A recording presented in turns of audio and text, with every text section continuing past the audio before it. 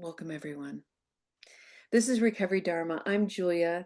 I'm one of the facilitators in this community, and it is always such a joy to be here. I look forward to these meetings every single day. For the month of September, friends, particularly anybody who's joining us for the first time, in the Spokane Sangha, we do something a little bit unique.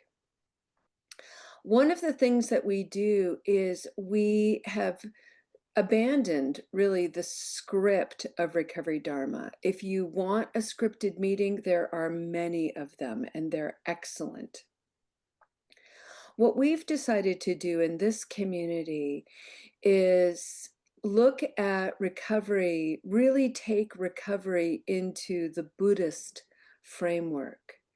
And so I create themes that draw from the principles and practices of Buddhism, and we frame them around issues related to recovery. And that is our focus. This month, what we've done is the theme that was created was something from the realm of psychology, and psychology related to addiction, something in this Sangha we call negative habit energy.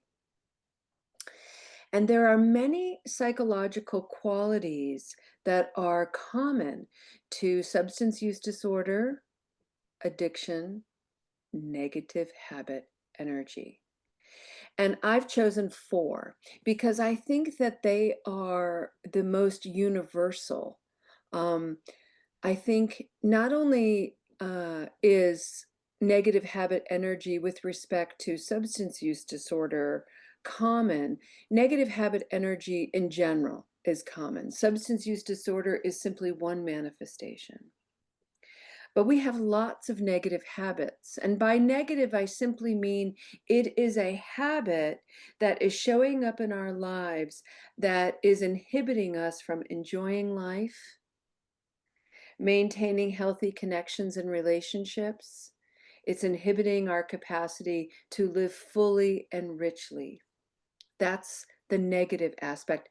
We also have many, many positive habits too, right? So it's not just about getting rid of all the negative habits so we have positive habits only. It's about understanding the conditions of our habit energy: positive, negative, neutral.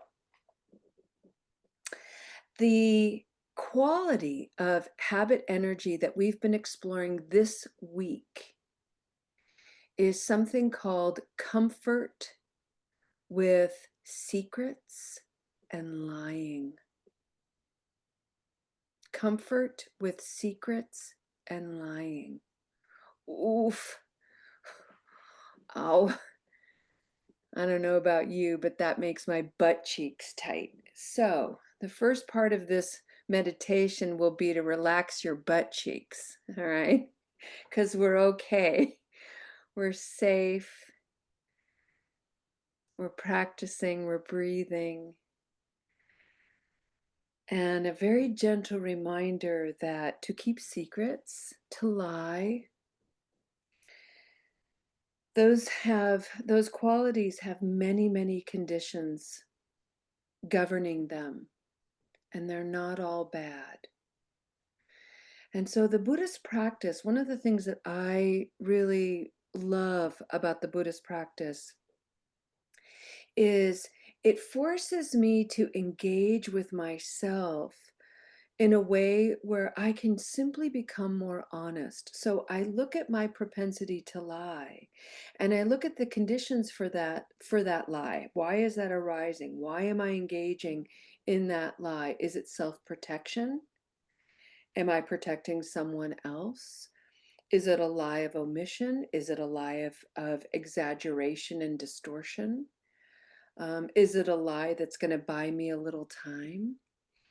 And I'm simply trying to look at it from an honest point of view, no excuses, no intellectualization, no rationalization, just what are the conditions for this arising?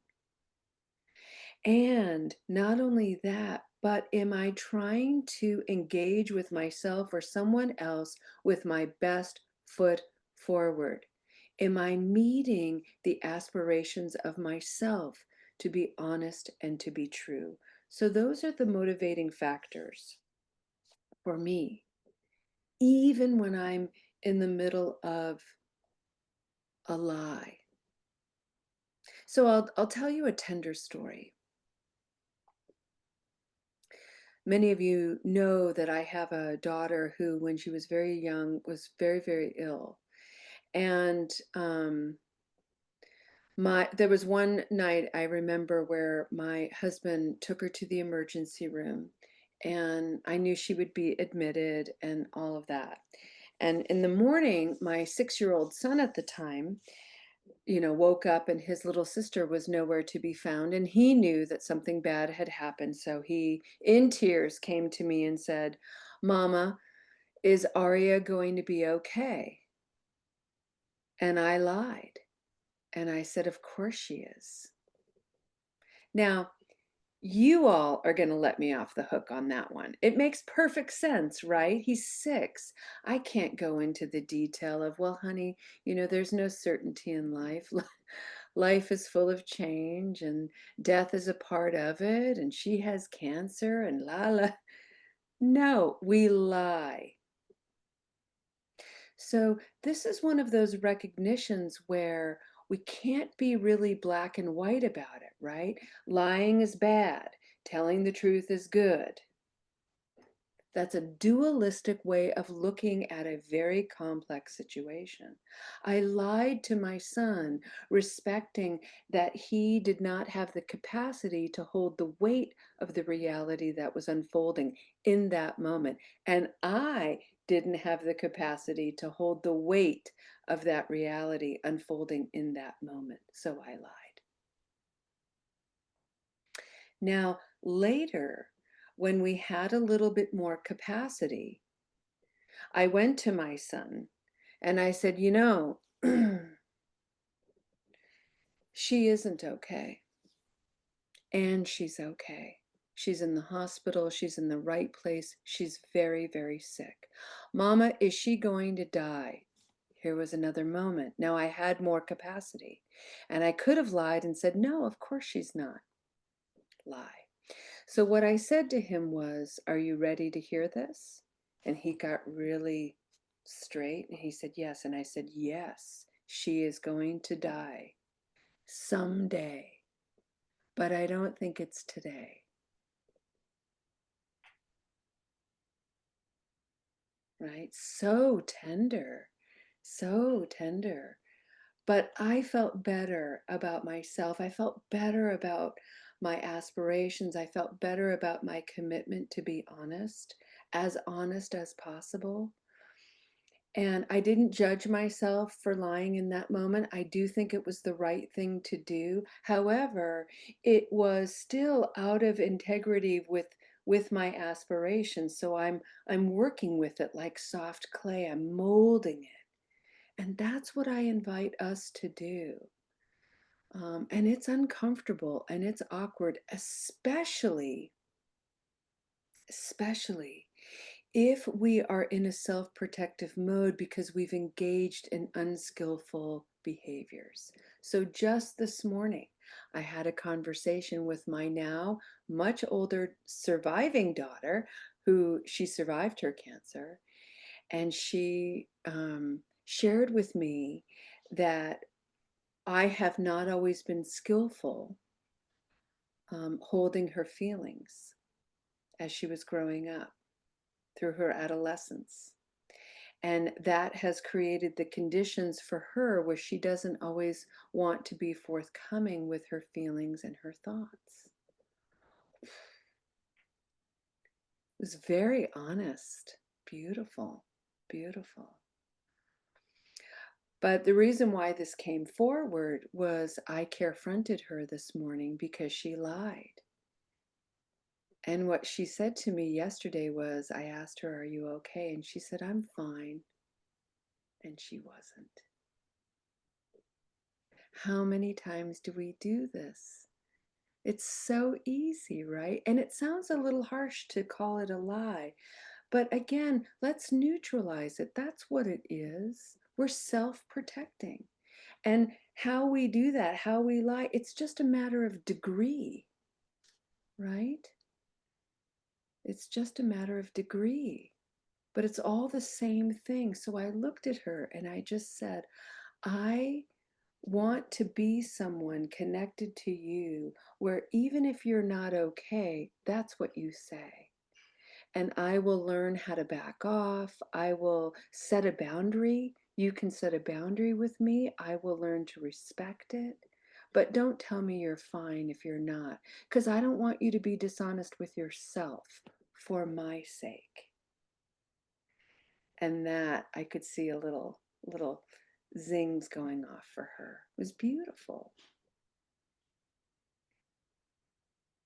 So, when we're in a self protecting mode, whatever is motivating that self protection, that's the thing we want to be looking at. Am I ashamed of my conduct? Am I with someone whose capacity to hold my feelings I don't trust? Is this person someone who has shamed me in the past and weaponized my vulnerability? Is this a situation where I don't fully understand my mind, my thoughts, my feelings?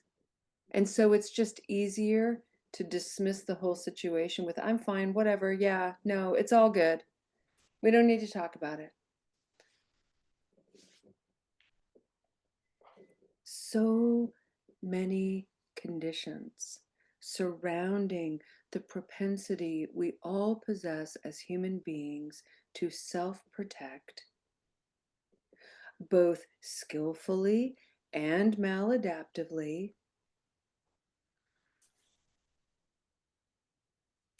So there's a practice we can talk about. I mentioned it yesterday, and it's called mirroring. And it's, you can do this by yourself or you can do this with someone that you trust. And may I emphasize, someone that you trust. This isn't just anybody that you want to practice with. This is somebody with skill. This is someone with practice. This is someone who truly has your back. Somebody who's on your side. Somebody who sees you clearly, who loves you through no matter what. That's who you want to practice. And this is, it could be a professional. Professionals are trained in this. So I think why talk therapy can be so effective. But not everybody can afford talk therapy. And so this is really important to cultivate in our friendships. And it begins by establishing a boundary. Are you in a place to help me hold my feelings with presence and sincerity? And I encourage people to step away from using words like, are you in a place to hold my feelings without judgment, without judging me? The reason why is we judge all the time. And we have a propensity to assume all the judgments people are making are negative. But the reality is we judge people for so many positive things too. And that's not really what we're talking about. Can you hold my feelings with sincerity, with care, with openness and gentleness? I need help seeing myself more clearly. That's another phrase I like. Can you help me see myself more clearly? I'm in a shame spiral. I'm judging myself plenty. I just lied about something, and I need reflected back to me sincerity of the, and I need to walk through the conditions of that lie. And I need to figure out why I did that, understanding for it, and most importantly, repair. How do I repair this lie?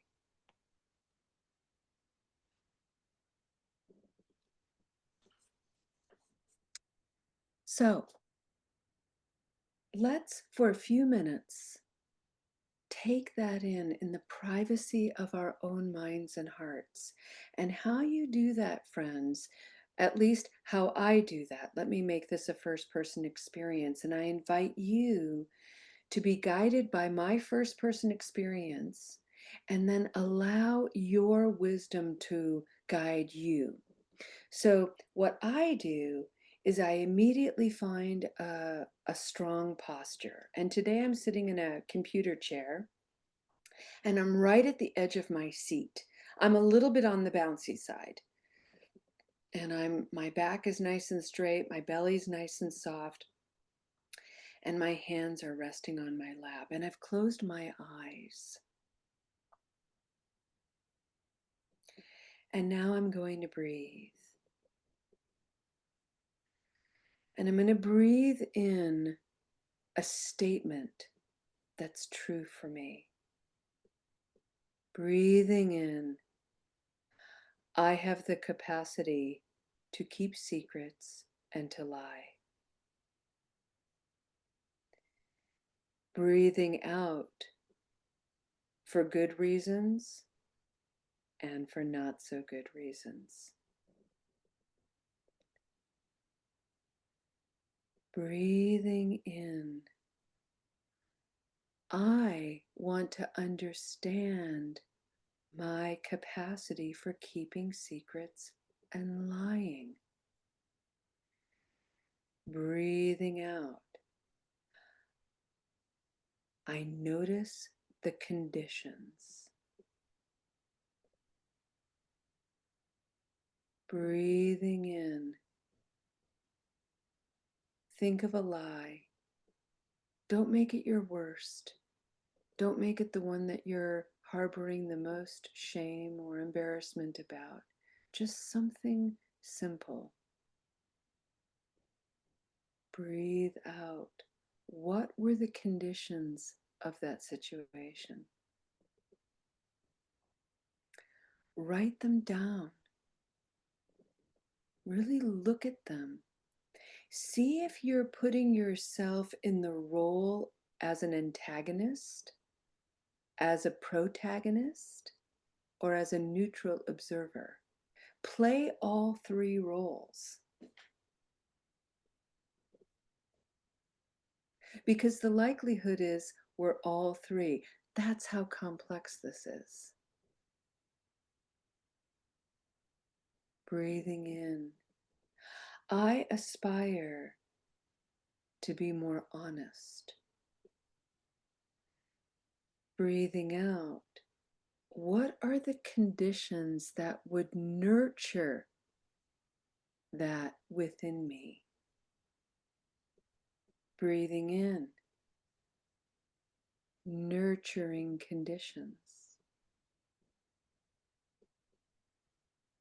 Breathing out. Openness for that to arrive and reveal. Maybe you're sitting here, friends, and you have no idea how to nurture a condition for your own honesty. And I tell you what, it is much easier than you think. There's a very simple practice. I learned this from Thich Nhat Hanh, and I really love it. I can't recall what he calls it, but I'll tell you what I call it. And it's called sweet talk. And I'm not talking like Hubba Bubblegum sweet talk, Bazooka Bubblegum sweet talk, or, super gross, sugary sweet talk. I'm talking about flirty, fun, sassy, sweet talk to yourself. And this is how I do it. Julia, sweetheart. That's it. Julia, darling. Let's look at this more honestly, shall we? Julia, sweetie, breathe in. Julia, darling, calm down. It's okay. Look deeply.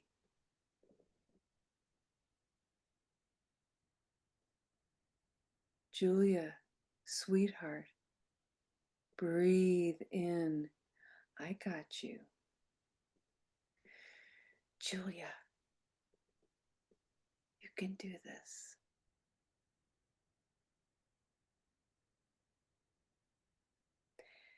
That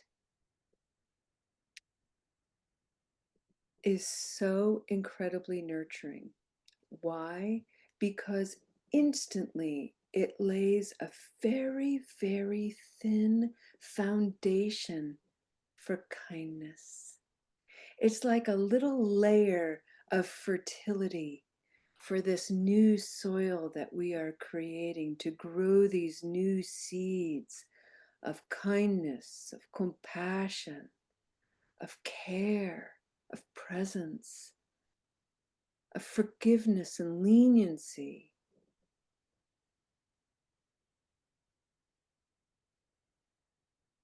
Friends, this is a practice. And I am so grateful that I have a family with whom I practice, friends with whom I practice, a whole community with whom I practice. It is a blessing. Even in the midst of challenge, it is a blessing.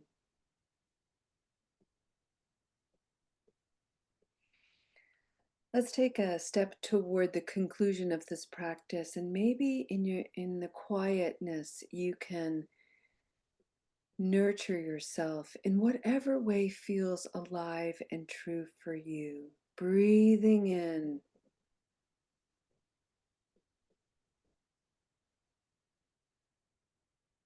breathing out.